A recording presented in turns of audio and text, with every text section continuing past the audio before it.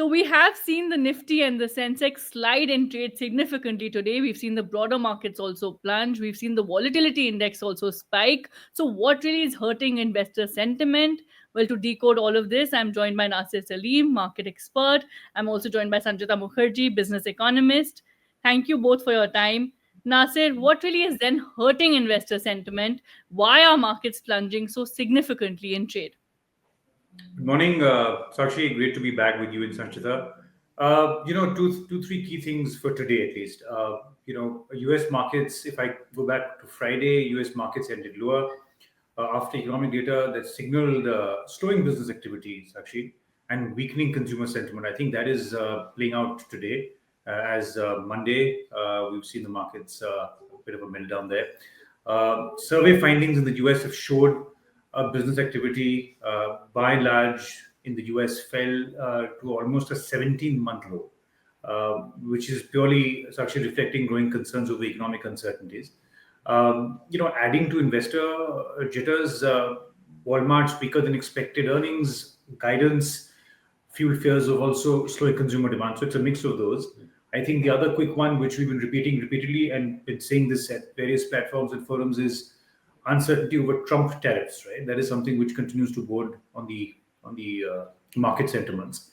As we move ahead, foreign fund outflows and concerns over Trump's tariff stance has, in his second term, could keep investors cautious in this period. The other thing quickly is, FIs are offloading equities. On Friday, if I look at the data, which is in front of me, almost 3,449 crores have been again sold on Friday. Today's data has yet to be published because we're in the middle of the day.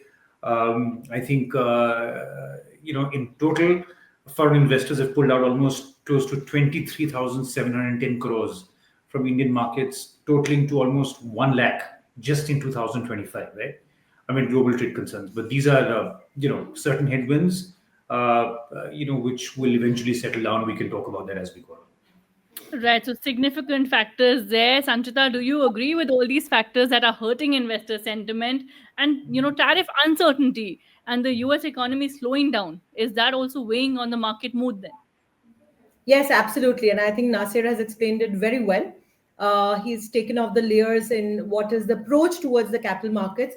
One of my favorite quotes in the capital markets is, when in doubt, zoom out, right? So just to give you a bit of the nature, equity markets as an asset class is very lumpy in returns, right? If you were to look at a 5 to a 7 year period, there are certain years in which you will get phenomenal double-digit upfronted returns. Last 2 years have been absolute a bull market. So I think for most market specialists, the correction in the broader markets, which is the mid, small caps, micro caps, does not actually come as a bit of a surprise, as a big surprise, because last 2 years, the valuations in the broader markets had actually become very, very expensive, right? So from that perspective, I think it's more like a reversion to a mean for investors who have stayed invested and who continue to stay invested for the next 5-7 years.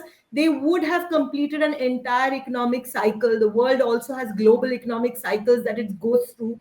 And then the returns more or less normalizes to the expected returns, which one can expect in equity as an asset class in the next 5 to 7 years, right? So that having said, that's point number one. Point number two, definitely, yes, India is not insulated either from FII movements or from the tariff war, which is happening. But these are all very short-term things which are happening because Trump comes up with statements on a daily basis, and a lot remains to be seen how India actually negotiates on the FTAs with various countries, not just US, with Europe, with the Quad, and all of that. If one were to actually see the economic fundamentals of India, I was just reading about, in fact, the paper over the weekend. I mean, tremendous strides in exports, in electronics. Domestic consumption is now getting tailwinds because of the macro policies of the RBI and the fiscal government. So I think internally, also domestically, we are very strong. Externally, exports are also very good. But however, we are reeling with this kind of FII redemption because world over, I think risk on has been taken off the table. It is a very risk off sentiment right now in the equity markets. And I think investors just need to tighten their belt for this volatile ride ahead. Right, investors need to tighten their belt. Nasir, do you agree? We have seen, currency concerns persist as well. We've seen continued FI selling that you both have been mentioning. So, really, for someone tracking the markets now, the road ahead, how volatile is the road ahead going to be? And what do you suggest for the near term and the long term? Well, Sanchita and Sakshi, I completely agree. See, with Sanchita's point, I think today there's a lot of headwinds which are being more imported from global perspective. But I think the tailwinds are supportive, and those are in terms of better consumption numbers that are shaping up. I can tell you this from quarter three to quarter four. Q3 to Q2, if you look at FI 24-25, the numbers are looking very promising. They're increasing. If I give you some real-time numbers today, as of 15th of February, the data on energy consumption in the country is up 8%. Okay, as compared to last quarter, which shows that February is worse in terms of heat, in terms of the overall monsoons, and in terms of the overall heat temperatures which are coming in, right, as far as climatic conditions are concerned, which are showing that consumption is improving, more consumption of energy is going in. The other very important barometer which we saw on Friday was between Thursday and Friday was a lot of small and medium enterprises, mid-cap company and the promoters are actually going and buying their own stock from the market, which shows that they are very confident of the next few quarters of their earnings, right? We've seen the small and mid-cap indices correcting, as Ashita beautifully said, but the silver lining is that there are promoters who feel very convinced that they should go and buy it out in the market. That's another second condition, trigger, which is showing signs of recovery. The third quick one is, see, earnings by and large in quarter three and quarter four, the earnings that came off from quarter three were mixed bag. Quarter two, they were worse, right? Those are improving as we get along in this quarter as well. Our expectation is that by April, May, June, the earnings will look far better, right? And which will bode really well on the other part, which is also the global impact. So I think this is a very, it's as rightly said by Sanchita, you're flying, you're in a Boeing 777, over the Atlantic. There's some crosswinds have come in. You need to belt up tightly, just sit there, wait it out. Sometimes just do nothing, just wait it out. Patience also helps you in the long run, medium to long run. The other quick one is, Sakshi, what I would want to tell you is just spend a few seconds on what exactly is happening in terms of FPI selling, right? The FPI today comes into emerging. They have no love for India, or they have no love for China or other emerging economies. What they do very simply is they buy at spot, which is the current markets, and they sell futures, right? Now, this entire process of bringing in money from the US in dollar returns, in dollar assets, in currency when they hedge, it's about 7% is the arbitrage cost. Between 7% is the arbitrage opportunity between the US in dollars returns and in India, right? Today, when they bring in the money, you're spending about 3% in terms of hedging costs. So your net yield is about 4%, right? This today, incidentally, in the US today, a 10-year US is at 4.55 as we speak, hovering around 4.55.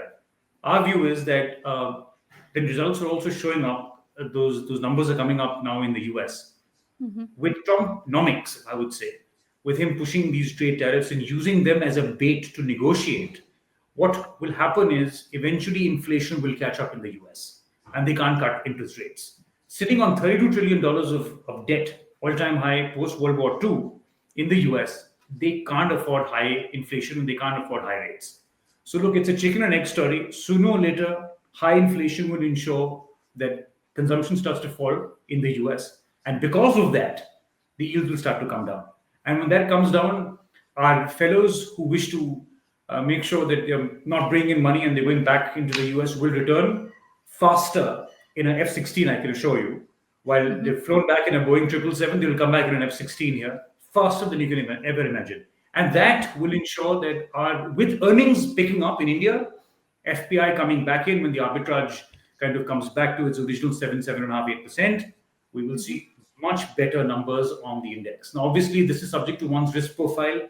We're not saying, between me and Sanchita and all of us, we're not saying blanket, going in on equity as an asset class. Please understand, it is subject to one's risk appetite, risk profile, risk-adjusted returns, asset allocation. Those are very important discussions that need to be had with your advisors, with your distributors, with your experts.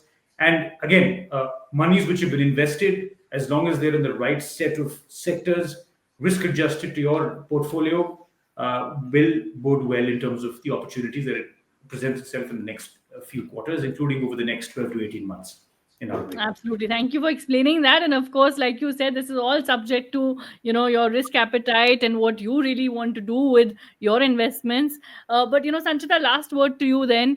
Going forward, what do you see in the near term and the long term for the Indian economy? We also have GDP data later this week. How insulin will India be to all these external factors then going forward?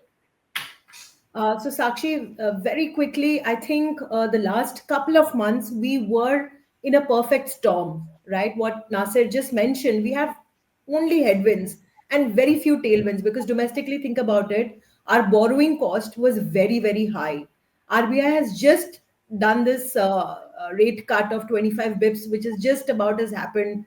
And now inflation numbers are looking tremendously in check, the food inflation and all of that, which RBI was very concerned about. And rightfully so, because last year, climate wise, we've had a very difficult year in terms of very high temperatures in certain regions, excess monsoon in certain regions, due to which food inflation was a factor that RBI was not very comfortable with. Now that's coming under check. So we are hoping for another rate cut this April again. So high rates is of course not very good for corporate India because your borrowing cost remains very, very high and you're not able to do economic expansion in a situation where urban demand is also falling off the table. So we were in a kind of a perfect storm kind of a situation with FIIs withdrawing as well because their risk on sentiment was completely rogered with this Trumponomics coming into play. But what I would love to summarize what Nasir said, in fact, about his outlook on financial year 26 and animal spirits coming back again. Simple one line statement: if you do not invest in an emerging market like India, where else would you invest if you're an FII? That's a question to be answered, right? Where else would you? You cannot have these kind of returns anywhere else. They know that as well as anybody else does.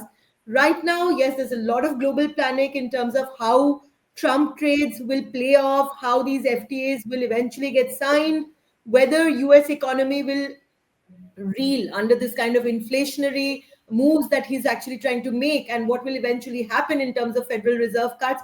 Once I think there are a bit more clarity on these kind of numbers, it'll be risk on again and you'd be investing in a market like India, which has traditionally always given you fabulous returns. So yeah, for existing investors, I think one needs to just stay true to yourself and see what works for you in terms of risk appetite, understanding of risk, and of course to have a very, very longish view.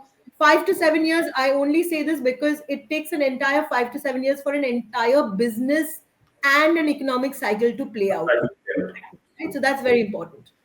All right. Thank you both for sharing your thoughts. And of course, we will continue to track the markets going forward.